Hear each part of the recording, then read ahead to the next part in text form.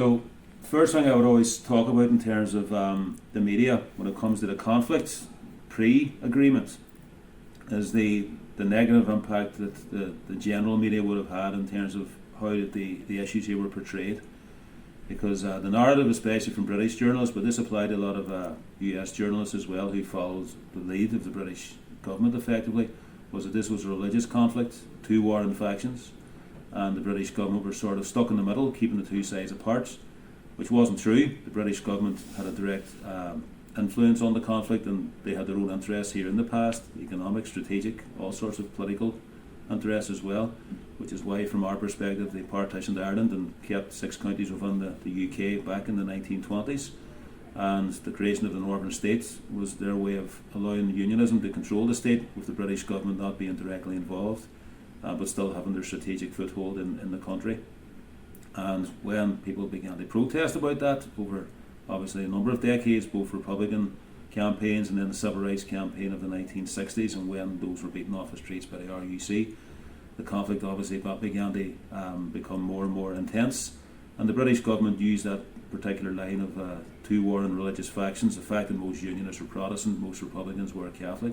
was a handy sort of smokescreen. It allowed the British government to then say, well, we're just stuck in the middle, keeping two warring tribes apart, without mentioning their own interests that went back generations, or their sort of colonial legacy. So the problem we had primarily during the conflict around what the conflict was about was trying to get out to the wider world that this wasn't about religion, that it was about the demand from our people, from the Republican nationalist population, of having both equal rights, but effectively, ultimately, reunification of the country.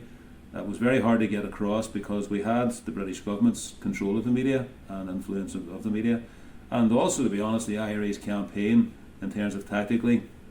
was the main headline in terms of Republican sort of resistance, and the political reasons for the IRA campaign were sometimes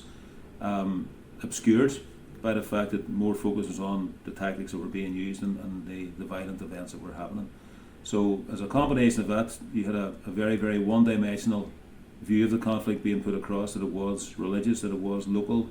issues, as opposed to being a wider issue about self-determination, and that the British government were involved in all of this in all sorts of ways, through collusion with loyalist paramilitaries, through political initiatives to sort of try and dampen down the demand for reunification. But the conflict went on and on, obviously, as people know. We got to the late 80s when you got to a stage where the media were told they shouldn't even broadcast the voices of Sinn Féin representatives, and that hampered even more the ability of Republicans to get their message across.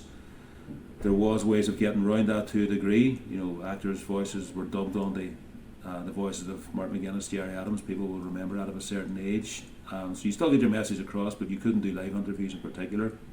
So it did definitely have a bigger impact. When you move into the peace process then, different story. The broadcasting bans north and south, and people should remember that the broadcasting ban in the south went back a lot longer than the one here in the north actually, but you're getting your voice then heard a lot more. And obviously with Sinn Féin growing as a political party, it's getting the ability to be on TV more and being interviewed about the situation, because it had its own mandate and had to be interviewed. Representatives had to be interviewed, on top of obviously the SDLP's representatives here, who would have already had their voice through John Hume and others. So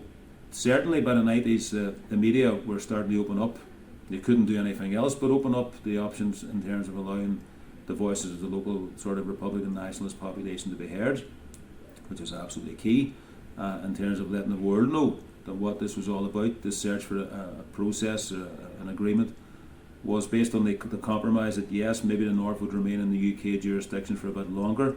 but equality had to be the watchword in terms of how any system of government was implemented, but also that the reunification question wasn't gone. It was just tactically dealt with differently through what we now know as the border poll, which we would envisage will now be emerging as an actual entity, or will be coming into effect within the next 10 to 15 years max, in terms of actually holding the border poll. So getting that message across was key in terms of letting the world know that this was what it was really about, self-determination effectively, and the world started to realise that more and more. But again, that was through more of the journalistic media and elected representatives having their voices now being heard directly.